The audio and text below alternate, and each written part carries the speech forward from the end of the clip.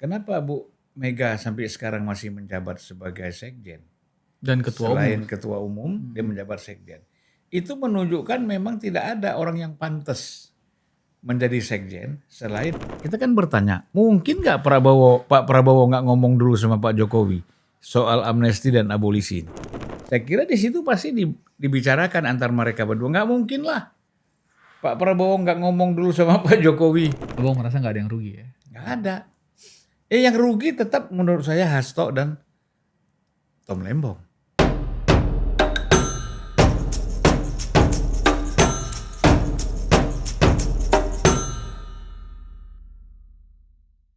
Oke, halo teman-teman Retorika Show. Kembali lagi bersama gua. Kali ini Bang Budi nggak ada karena jadwalnya nggak dicatat. Nah, bersama Bang Zulfan Lindan. Selamat datang, Bang. Siap. Mantap. Kita kalau lihat Zulfan Lindan Unpacking nih belum ada nih.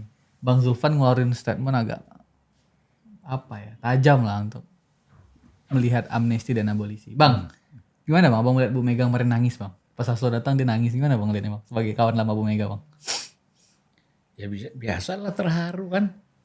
Namanya teman masuk penjara. Belum masuk. Sudah dong. Sudah ya? Iya dong, sebelum diponis kan dia udah ditahan dulu, tersangka kan. Nah kemudian baru diponis 3,5 tahun, keluarlah amnesti kan gitu. Ya itu satu hal yang wajar lah ya. Saya kira ketua umum melihat sekjennya di penjara dan hubungan Hasto sama Bu Mega ini kan bukan hubungan sekedar hubungan struktural, tapi memang banyak hal, tukar pikiran, pendapat, ya kan? Ya mungkin keluh kesah soal bermacam-macam persoalan partai dan non partai misalnya, yang sering dibicarakan antara Hasto dengan Mbak Mega, dan menurut saya ya posisi Hasto itu bagi Mbak Mega itu orang nomor 1. Saat ini? Enggak, sebelumnya waktu jadi sekjen itu juga begitu. Jadi Ibu Mega setelah mendengar pandangan sana sini, tetap kan mempertanyakan, kalau ada info misalnya Ibu Mega terima info dari A, B, C, D, internal, eksternal, nanti kan konfirmasinya dikonfirm ke Hasto kan. Ya artinya posisi Hasto ini penting. Dan satu lagi, kenapa Bu Mega sampai sekarang masih menjabat sebagai sekjen? Dan ketua Selain umum. ketua umum, dia menjabat sekjen. Itu menunjukkan memang tidak ada orang yang pantas menjadi sekjen selain Hasto. Itu loh, itu yang harus kita pahami gitu loh. Kan banyak kalau sekedar naruh sekjen. Kayak misalnya Nasdem, gitu Joni Plate masuk penjara, angkat aja siapa-siapa kan. Entah berkualitas, entah enggak penting. Yang penting ada sekjen lain. Ada sekjen ya. Pengganti kan gitu. Nah, kemudian kalau kita lihat PDIP, di Kongres kemarin di Bali, Bu Mega hasilnya Bu Mega ketua umum, Bu Mega menjabat sekjen. Ini menunjukkan bahwa memang tidak ada orang yang lebih berkualitas daripada Hasto ataupun sama dengan Hasto di dalam mata Bu Mega. Kita boleh bilang Hasto itu lemah, tidak berkualitas ini, tapi di mata Bu Mega ya Hasto ini nomor 1. Kan orang kan pikir tadi, jangan-jangan ini sekjen nanti Ahmad Basarah. Bisa juga tuh siapa mantan Wagub Jarot. Ya kan? Bisa aja Pramono Anung. Pramono udah pernah. Oh, udah pernah. Kan lagi nggak apa-apa. Ya nggak apa-apa, cuman kan nggak enak lah. Oke. Ya kan? Kemudian bisa juga Said Abdullah. Said Abdullah. Janganlah, dia mungkin dipertimbangkan untuk terus sibuk di badan anggaran. Oh gitu ya. Penting itu posisi ketua badan anggaran itu kan. Nah, kemudian kalian pun mic-nya itu jauh-jauh kali. Ini dengar nggak nih? Ini bakti Bang punya kerjaan ini Bang. Iya. Agak kita depanin aja Bang. Terus dilem-lem lagi, gimana mau tarik kita? Kok suruh tarik tapi lemnya kencang banget. Lanjut aja Bang. Abang nggak depan. Ya berarti aku duduknya maju. Gitu. Udah oke Bang. Lanjut Bang. Udah oke nih. Yang bakti ini ada aja soal lu. Nah, jadi kalau kita lihat tadi bisa juga Ahok. Atau Ganjar bahkan. Ya Ganjar, banyak sebenarnya. Tapi kan Yang banyak ini dibandingkan dengan Hasto nggak sepadan menurut Mbak Mega. Nah, Mbak Mega dengan 10 tahun kerjasama dengan Hasto, dia merasa puas dan merasa terbantu. Ya, apapun lah kita harus akui bahwa Hasto ini pinter. Ya, dari segi pengetahuan, pemahaman, baik politik, ideologi, dan aspek-aspek kenegaraan, Hasto itu pinter. Saya lama sering ngobrol sama dia. Baik dia datang ke unpacking ataupun dia datang atau saya datang ke tempat dia di kantornya misalnya. Ya. Jadi kalau menurut saya Ibu Mega tuh sebenarnya kepingin 3 periode lagi. Hasto ini. Hasto ini 3 periode menjadi sekjen PDIP. Ya kan, itu. Jadi nggak usah heran. Tapi kenapa nggak langsung aja kan? Kemarin itu PDI kan dengarnya itu kan Bimtek. Hasto entah karena variabel Hasto atau variabel apapun jadinya Kongres. Kan Hasto juga udah dapat amnesti, surat amnesti udah ditaruh di KPK, udah taruh di Kejaksaan, udah clear lah dia amnesti. Kenapa nggak saat itu juga Bang dibuat aja? Mega ketua umum, Hasto langsung sekjen. Kenapa harus ditahan-tahan itu? Nah, ini kan begini. Saya nggak tahu ya. Ini kita semuanya politik ini berandai-andai. Oke, silakan Bang. Andai-andai ini bukan andai-andai ngomong kosong, tapi kan analisis. Ya. Nah, analisis ini bisa salah, bisa benar, ya kan?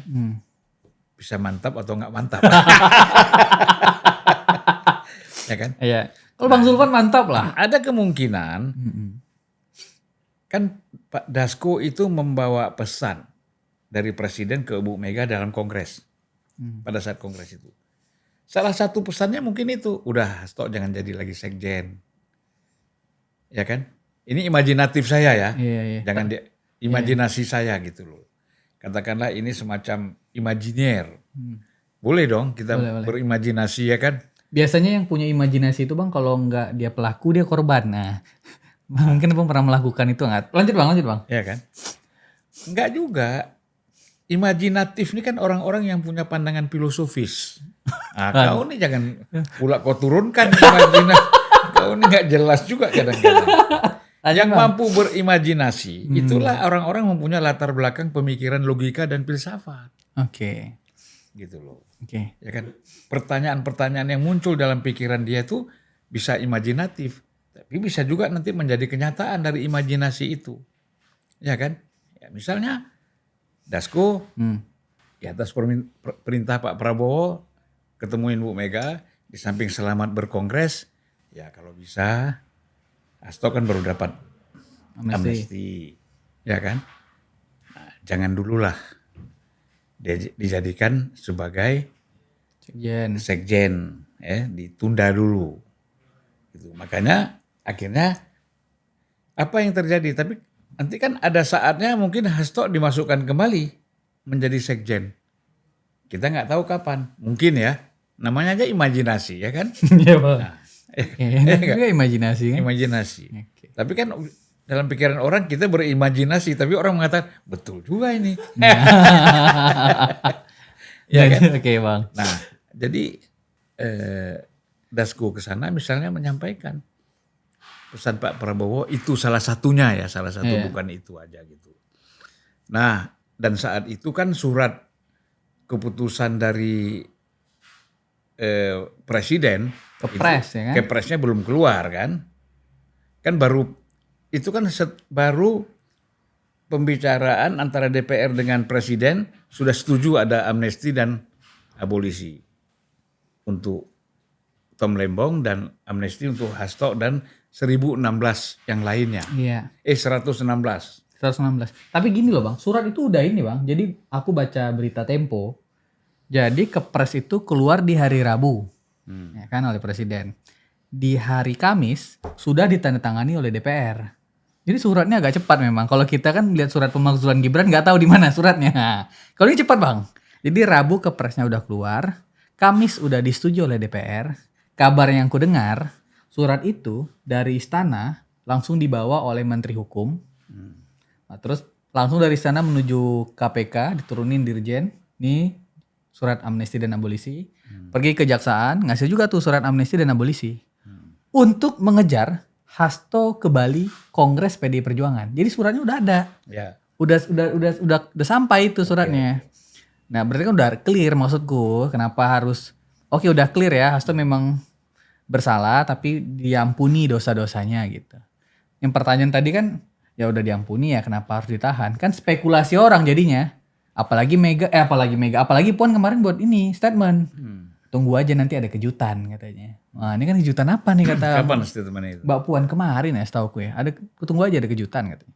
Ya kita nggak tahu lah ya kejutan itu apa. Tapi yang kita kan menjelaskan tentang kita udah capek dengar kejutan-kejutan ini, ya kan?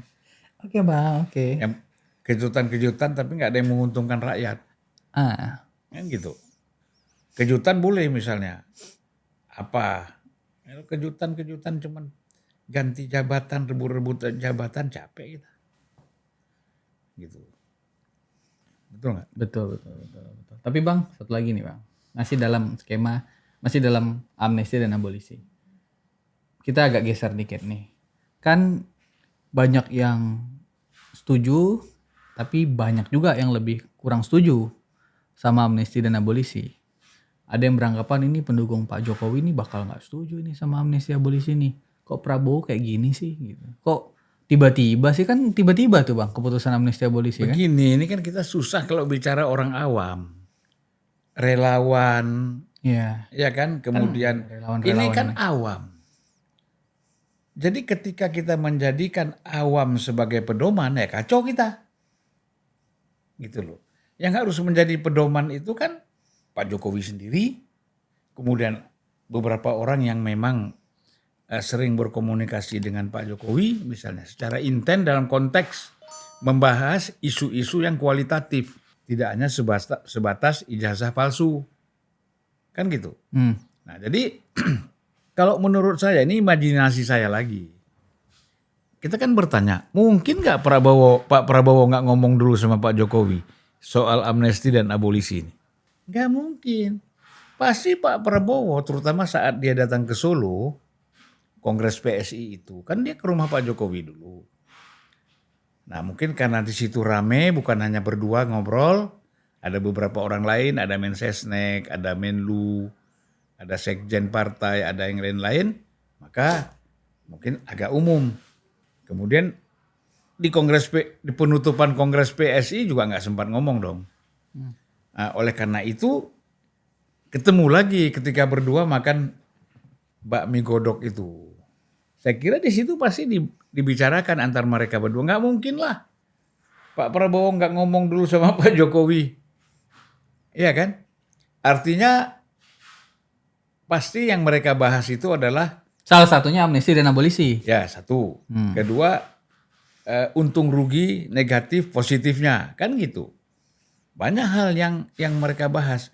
Pastikan Prabowo, Presiden Prabowo sebagai seorang kepala negara punya badan intelijen dari bermacam-macam. Ada BIN, ada BAIS, ya kan? Ada Intel Jaksa, Intel Polisi, macam-macam. Dia kan mendapatkan input ini, ya, tentang apa yang akan terjadi seandainya tidak dilakukan amnesti abolisi, dan apa juga yang terjadi kalau dilakukan amnesti dan diputuskan keputusan abolisi dan amnesti. Itu pasti sudah mereka analisis. Kamu meyakini udah dihitung gitu ya? Oh sudah dihitung. Misalnya begini, ini Tom Lembong memanfaatkan situasi ini, dia ditahan ini sampai kemana-mana sehingga dia trending topik tertinggi kan di Google kan. Ya, di sosmed bahkan. Ya di sosmed, di Google tinggi. Nah ini kan dia bisa jualan, ya kan? Bisa bermain, bisa dimanfaatkan untuk kepentingan politik siapapun yang tidak senang kepada Jokowi dan Prabowo. Itu dijadikan isu gitu loh. Nah, kemudian Anies misalnya. Anies dengan ada isunya Tom Lembong dikriminalisasi, dia makin soar, makin naik dia punya rating. Dia akan manfaatkan itu. Iya kan? Gitu. Nah, begitu abolisi, Tom Lembong tuh drop dari Google dan dari medsos. Ya kan, apalagi? Kan kamu udah diampuni. Kriminalisasi apa lagi yang mau diangkat? Nggak bisa lagi. Jadi pendukung-pendukung Anies terutama, yang mereka memanfaatkan Tom Lembong ini dengan isu kriminalisasi, dengan abolisi itu selesai. Nggak bisa lagi berteriak-berteriak. Apalagi alat mereka mau berteriak. Ya kan? Nah itu yang kita lihat. Jadi ini keputusan cerdas secara politik ya. Kita jangan bicara hukum. Kalau bicara hukum memang banyak orang mengatakan ini nggak benar nih. Prosesnya sedang berjalan. Ya memang abolisi kan memang memberhentikan proses yang sedang berjalan kan. Itu abolisi. Tapi kan dilihat bahwa ada satu kepentingan politik yang juga lebih besar. Bayangkan kalau kita ribut terus. Kok tiba-tiba Tom Lembong ini jadi tokoh hebat pula. Nah, ini Bang, gini yang kalau relawan-relawan yang ngomong di medsos nih Bang, Tom Lembong ini udah dapat abolisi. Setelah bebas, hakim pula mau dilaporkan ke komisi yudisial. Ini kan kembali lagi, mengapa dia lakukan itu? Ini kan ada engineering lagi. Bahwa mau cari panggung lagi. Siapa? Di samping dirinya sendiri, Tom Lembong, tentu orang-orang di lingkungan dia. Yang kehilangan mainan, ya kan? Ketika dia dapat abolisi. Sekarang setelah abolisi dipakai lagi untuk menuntut hakim segala macam. Ya silakan aja. Tapi kan diketawain orang. Apa? Lu dari orang berbuat baik kau balas pula. Susu kau balas pula dengan tuba. Ya kan? Iya, iya. Nah, dengan racun. Kan gitu. Harusnya kan dia sadar lah bahwa saya sudah diampuni, ya kan, apapun alasannya, hakim sudah melakukan proses, silahkan melakukan penuntutan, dan kita tahu kan advokat-advokatnya dia kan juga memanfaatkan ini, ya kan, kelompok-kelompok politik yang memang berseberangan dengan Prabowo dan Jokowi juga memanfaatkan ini, gitu loh. Nah supaya ada lagi nih, apalagi masa kita habis mainan, habis abolisi, mesti ada mainan lagi. Mainan inilah dia. Tom Lembong menuntut hakim, kemudian naik. Nah, ini mau kapan selesai? Dan menurut saya nggak viral juga, nggak terlalu besar juga, ya kan? Nggak dibicarakan orang, malah orang mencibir. Ini orang gimana sih? Udah dikasih abolisi. Ya kan? Masih ribut. Masih ribut, sok hebat pula lagi. Gitu loh. Ya kan? Nah jadi harusnya kan bersyukurlah. Iya, iya. Ya bersyukurnya kepada siapa? Ya kepada Tuhan. Mungkin ya kan? Ya itu kata beliau bersyukur kepada Tuhan. Berterima kasih kepada Tuhan. Satu. Juga berterima kasih kepada pastor. Iya, iya. Paus. Ya kan? Kita kan nggak tahu mungkin Paus ini melobi ke sana ke sini, dia sebagai orang Katolik kan. Hasto juga sebagai seorang Katolik kan, lobi sana sini, tiba-tiba lolos pula Ya udah dia. Bang, lompat pula ke pendekatan spiritual nih. Bukan spiritual. Agama. Nggak ada spiritual. Iya, tokoh agama. Spiritual itu dia tidak datang. Kau inilah asal tokoh agama spiritual. Banyak tokoh agama masuk penjara juga karena korupsi. Jadi jangan kau bicara. Spiritual itu beda. Oke Bang. Oke Bang. Kan tadi Bang bilang memang ini keputusan cerdas Pak Prabowo. Tapi dalam imajinasi ya Bang, ini gue pakai kata imajinasi nih jadinya Bang. Ini pecah nggak? Kan di bawah tuh nggak ngerti. Maksudnya ini udah diobrolin kok sama Pak Jokowi ini. Nggak mungkin Pak Prabowo nggak ngobrol. Gitu. Ya. Tapi kan relawan-relawan ini kan ada sebagian yang agak berontak lah. Ini kok kenapa sih Prabowo ini kan ada tendensi sendiri jadinya. Nggak, kalau saya lihat udah mulai juga yang mau tadinya merasa Gimana, Bang? merasa keras ya Iya, kan iya. ngelawan ini Prabowo nggak benar kan udah mulai reda itu. Iya kan? Salah satunya Budius ini kan agak keras. Nah kalau dia kan memanfaatkan situasi.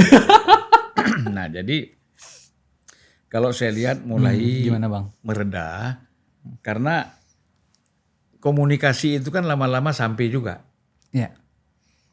ya kan? Kan Jokowi nggak mungkin pidato. "Ah, Pak Prabowo sudah bicara sama saya. Emangnya Roy Suryo? Bang, Abang sebut Roy Suryo tadi. Ada bahkan Bang, narasi Bang, yang bilang begini, ini narasi harapan jadinya. Harapannya tuh begini, wah Pak Prabowo memberikan amnesti nih terhadap Hasto dan abolisi terhadap Tom Lembong. Jangan-jangan Roy Suryo dan kawan-kawan kan lagi kena laporkan ke polisi nih, pencemaran abolisi nama lagi. baik. Kita bisa berharap kepada Pak Prabowo untuk mendapatkan amnesti atau abolisi. Abang gimana bang melihat itu bang? Harapan mereka boleh aja, Oke. ya kan? Bisa saja mereka punya harapan. Tapi persoalannya bisa nggak abolisi itu mereka dapat?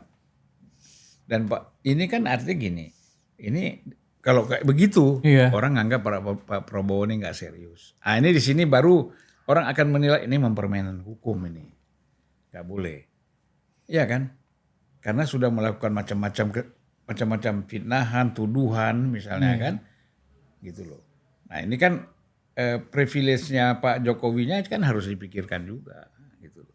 Hitung-hitungan politik ini rugi jadinya gitu maksudnya bang. Siapa yang rugi? Pak Prabowo kalau memberikan amnesti kepada Roy Suryo dan kawan-kawan. Loh iyalah, ini kan dianggap main-main. Nanti yang lain buat gitu lah, yuk kita buat gaduh lagi yuk. Nanti abolisi lagi.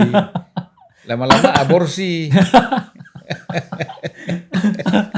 Iya kan? Iya. Udahlah satu, kalau case-nya Tom Lembong ini memang ada pertimbangan-pertimbangan menurut saya politik yang panjang. Satu hal misalnya, kalau Tom Lembong ini tidak mendapatkan abolisi, orang akan mempertanyakan terus, kenapa menteri sebelumnya nggak kena? Ada Rahmat Gobel, ada Enggar. Iya. Ya. Pengusaha-pengusaha gula. Ntar dulu, jangan ke sana dulu. Ayo udah bang aja bang. Duit aja yang kau bawa. Ya kan, tenang dulu. Pengusaha itu belakangan dulu. Ini kan kebijakan. Iya bang. Ya kan? Kemudian menteri-menteri setelah Tom Lembong. Ya enggak? Ada Agus Suparmanto. Itu jauh lebih besar impor gulanya dibandingkan dengan Tom Lembong. Tom Lembong. Ya kan? Ada juga yang namanya Muhammad Lutfi. Ya kan? Kemudian ada lagi, siapa lagi? Zulkifli Hasan. Zulkifli Hasan. Ya, yang juga lebih besar lagi.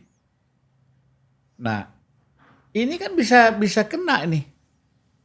Prabowo akan dipertanyakan. Atau pengadilan kita akan dipertanyakan oleh pengadilan internasional.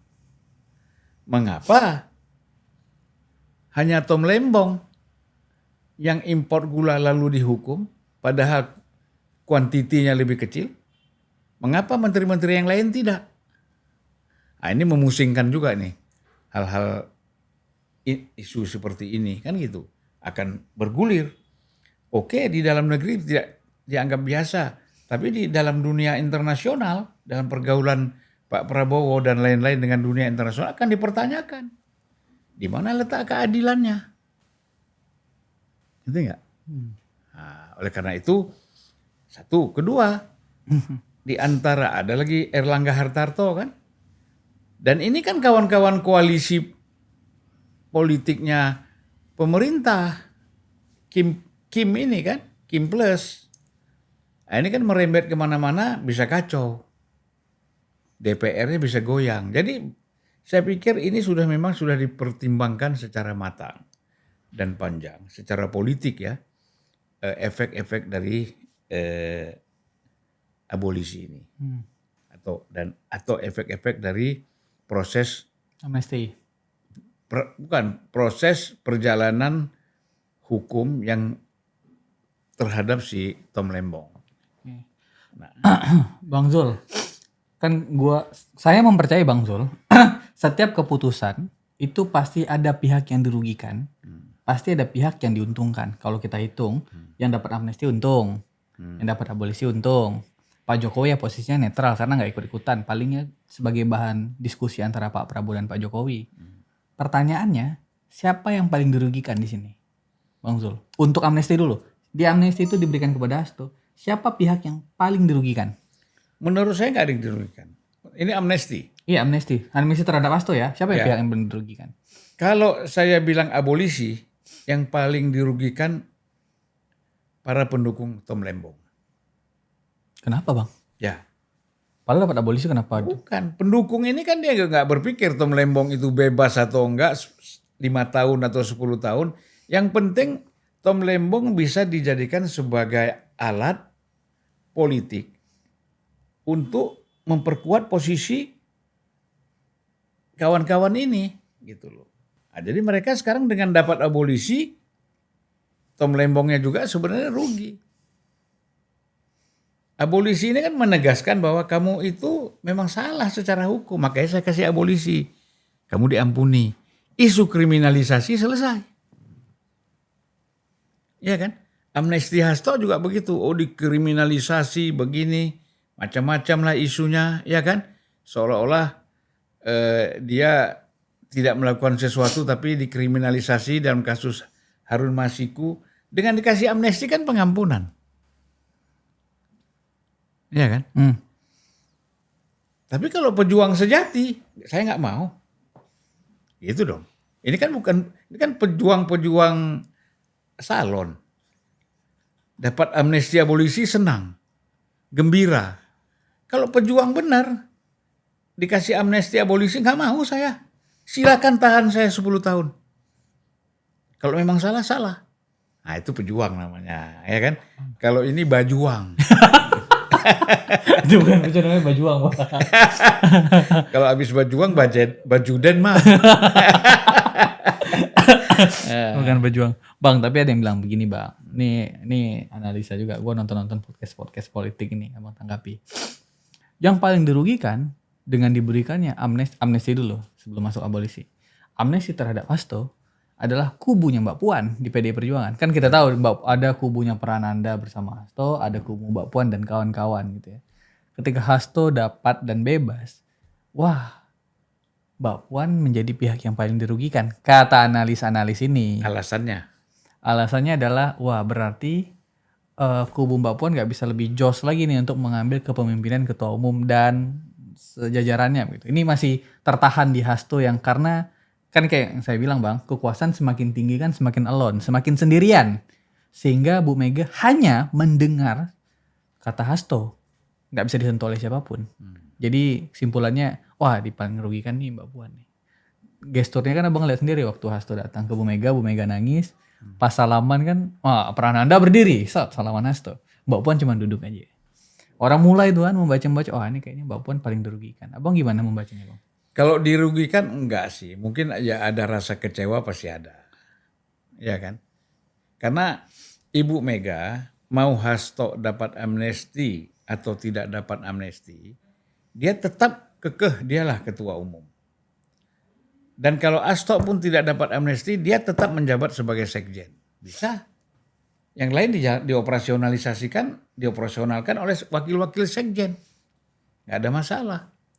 Long Prabowo ketua Dewan Pembina, ketua umum juga kok. Iya. Nah, kan? Kalau di Indonesia ini suka-suka hatinya aja kan gitu. Pantas nggak pantas pokoknya. Kan gitu yang kita lihat, ya kan? Nah, jadi Abang merasa nggak ada yang rugi ya? nggak ada. Yang rugi tetap menurut saya Hasto dan Tom Lembong. Gitu loh. Artinya jelas dengan ada amnesti dan abolisi ini dia memang jelas berbuat salah, diampuni, ya kan? Dan harapannya kan itu, mungkin salah satu pembicaraan antara Pak Prabowo, apakah langsung dengan Bu Mega atau lewat Dasku misalnya, mungkin salah satu pembicaraan kan itu, kapan nih Hasto dicari jalan lah supaya bebas, ya kan? Nah tentu karena orang namanya mau rekonsiliasi, ya kan? Politik katakanlah demi kepentingan bangsa dan negara yang dibicarakan, ya mungkin Pak Prabowo bisa menerima gitu loh. Okay. Jadi kita ini gini, aku lupa nama kau siapa? Belmondo Bang. Belmondo, lagunya aja aku ingat. Abang nyari-nyari lagunya, giliran kayak gini nama gue lupa. Jadi di WA Abang nggak pernah gitu. Belmondo belakangnya Caniago. Aduh, kau ini kan. Jadi di WA Abang tulis apa nama gue Bang? Hah? Di WA Abang tulis apa? Belcan, mantap Bang Jul. Bang Jul, masih di amnesti. Kalau dalam politik pasti ada tukar tambah. negotiable kan. Kita meyakini ketika Pak Prabowo memberikan amnesti, tukar tambahnya adalah PDI masuk sebagai bagian dari koalisi. Tapi kan Bu Mega bilang kita adalah penyeimbang. Teman-teman PDI juga masih bilang kita tetap di luar. Ini gimana maksudnya nih? Sebenarnya apa menurut Bang Zulfan yang menjadi tolak ukur timbal balik di antara kedua pihak? Kan PDI merasa punya balas budi nih terhadap Gerindra. Gimana Bang melihatnya Bang? Ya sebenarnya bukan terhadap Gerindra ya. Prabowo. Terhadap Prabowo dan terhadap pemerintah. Artinya kan begini, dengan adanya amnesti kepada Hasto, itu kan mereka mulai meredakan yang namanya teriakan-teriakan dan suara-suara sebagai oposan. Kan gitu. Baik terhadap Prabowo juga terhadap Pak Jokowi. Kan nggak ada lagi tuh suara. Bahkan kita lihat isu-isu yang menyangkut ijazah palsu, itu kan agak mereda tuh. Nggak seperti sebelum amnesti dan abolisi. Rame kan? Sekarang kan agak mereda. Nah, artinya apa? Yang ikut bermain dan mensupport kawan-kawan yang mempersoalkan ijazah palsu Pak Jokowi, mungkin ada di antaranya, kita tidak sebut struktur PDIP, oknum di dalam PDIP, ya kan? Atau oknum juga di dalam kelompok, ya, tidak sebut oknum lah, kelompok yang ada di dalam PDIP, apakah itu organik, simpatisan misalnya, dan lain-lain. Begitu juga di Tom Lembong, apakah HTI, FPI dan macam-macam misalnya, ya kan? Itu kan mulai, udahlah. Kan gini, politik ini kan gini kayak kaum pencet balon. Gimana tuh Bang pencet balon? Ya kan? Ditekan meledak. Bukan. Jadi? Kalau kau pencet itu kan balon keras. Oke. Ini kan bicara kau pencet balon yang sedang gitu. Ya, Nggak terlalu kecil. keras. Begitu kau pencet sini keluar sini kayak bisul kan. Cet, cet. Ya enggak? Betul. Jadi begitu. Jadi ini mereka terus menekan ini, isu ini juga supaya bagi kawan-kawan nasionalis yang afiliasinya ke PDIP, Hasto dilepas dari penjara, dapat amnesti. Kemudian yang sini juga pendukung Tom Lembong teriak terus kan, dapat. Nah kan negosiasi, ya kan. Nah jadi dalam negosiasi itu tentu ada win-win solution, ya kan. Jadi ada konsensus. Jangan kayak Budius, gak ada konflik, konsensus terus. Aku udah bilang sama dia, kau ini konsensus terus, kapan konfliknya? Masa balas budi yang didapatkan oleh Prabowo dan pemerintah itu hanya apa yang bilang tidak berisik, tapi masih berisik loh Bang sampai hari ini Bang. Maksudnya kita kan nggak paham penyeimbang itu apa gitu. Tapi isu ijazah juga nggak menurun, masih juga kok ada yang menyuarakan itu. Nggak signifikan itu terjadi. Iya tapi kan melemah. Abang menganggap itu melemah? Iya melemah, nggak ada lagi kan. Kemarin itu kan karena kebetulan Abdullah Samad. Bukan. Abdul Somad, Ustadz Abraham Samad. Abraham Samad dipanggil Polda atau Polri, ya kan? Mulai rame lagi kan? Iya. Gitu. Habis itu reda lagi. Nunggu lagi siapa dipanggil lagi. Rame lagi kan gitu. Nah, jadi menurut saya isunya tidak masif seperti sebelumnya gitu loh. Apalagi kan Roy Suryo sudah menganggap ini sebenarnya permainan ini sudah hampir selesai. Makanya dia menulis buku 700 halaman kan. Buku apa Bang? Ada dia umumkan di TikTok. Oh inilah nggak ngikuti. Sudah dia umumkan bahwa menulis buku 700 halaman. Nggak tahu dia sendiri yang menulis dan mungkin ada penulis-penulis lain yang support. Nah kita lihat kalau dari situ ini udah ending nih. Orang kalau nulis buku kan ending. Istilahnya orang kalau udah berumur 70 ke atas atau 80 ke atas bikin autobiografi kan. Itu senior-senior tuh biasa buat itu. Buku tentang dirinya sendiri. Takut kalau tiba-tiba dia mati kan. Gak ada yang tersisa selain buku.